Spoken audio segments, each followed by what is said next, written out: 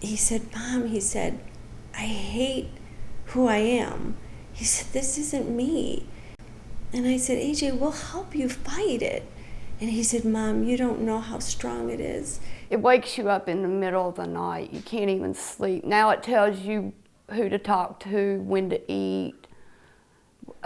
It controls every part of your life, everything.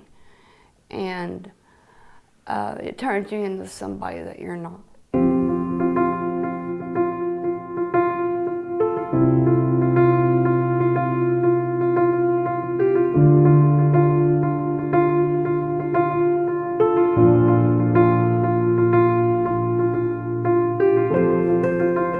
An Orthodox Christian prays his whole life, O Lord Jesus Christ, Son of God, have mercy on me, a sinner. So there is a practice of humility, you might say, an acknowledgement of need, acknowledgement of weakness that's never overcome. After 30 years of struggling with this, up and down, back and forth, round and round, I'm just trying to relax and just be honest. My husband and I were homeless, and St. Herman's has always been there for us.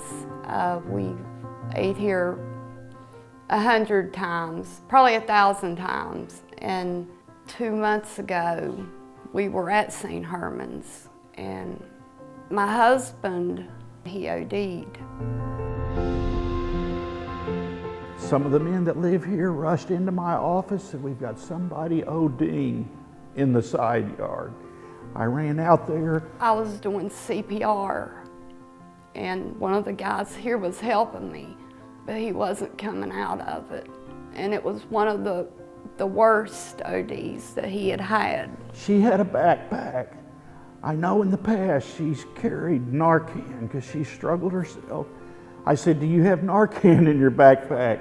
Well, I didn't, because I wasn't using. I hadn't used in, quite a few months, so I didn't have it anymore. So I ran back in my office. Thank God we had some.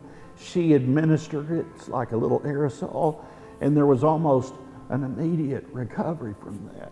I see my husband, Robbie, every Monday in county, and he looks so good. He's gaining weight, and it's him, It's him now that I see. It started when AJ was about 13 years old in middle school. He actually remembers the day, and he tells the story all the time where he was at his locker in middle school, and a friend of his came up to him one day at the locker and said, AJ, did you ever try marijuana? And he said, no, I didn't. He came up to me and said, oh, I smoked this, it made me feel great. I was laughing, I was happy. Just try it, a lot of people are smoking it. It's all right, it's good, it's a plant, it's safe. I ended up saying, yeah, I guess so, why not? And then from marijuana, after years, he went to, pills, and then into heroin, and that was what the last few years. First line of heroin I did, it was probably the best feeling I ever felt, which was the worst thing that could have ever happened to me. You go through many things, from things happening with police, knocks on the door in the middle of the night, phone calls in the middle of the night. He was arrested numerous times before the last arrest. So it got to the point, which was, we both say, the hardest in our life was kicking him out of the house. But we decided we had to kick him out, and we didn't know where he was for 3 weeks. All of a sudden, about 2 o'clock in the morning, the phone rang, and I answered it. And he said, Dad? And I said, yeah. And he said, if I don't get help, I'm gonna die. If I would have done a line the size that they told me to do, I would have died off rip.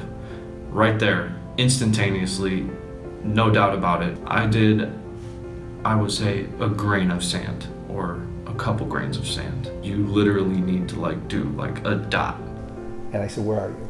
And he told me, and I went and picked him up, and I brought him home.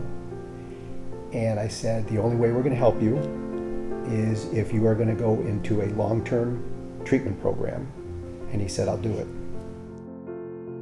He was there almost 6 or 7 months, and he went through the different levels, and he got to the point where he was actually in sober living. And within 1 week, the police came and arrested him for what happened back here in Cleveland. And he said, Mom, I need to do what's right, and I'm going to go into jail immediately. He said, there's no point in prolonging this. And he said, it's the best thing for everybody. It's the best thing for me, and it's the best thing for everybody.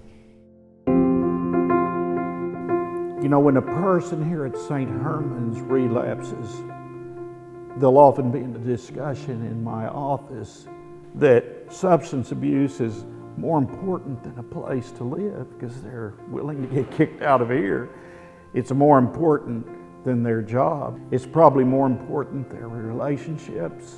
The opioid epidemic has revealed to me that a person really is willing to give up even his own life.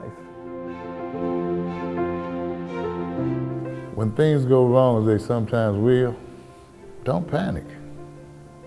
Don't take it personal. Always remember there's a war going on.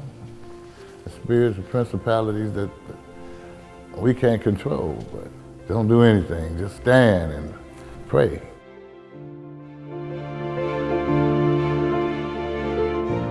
I want to reconnect with my kids. I have 2 boys, Adrian and Colby. They live in West Virginia, and they're 25 and 30.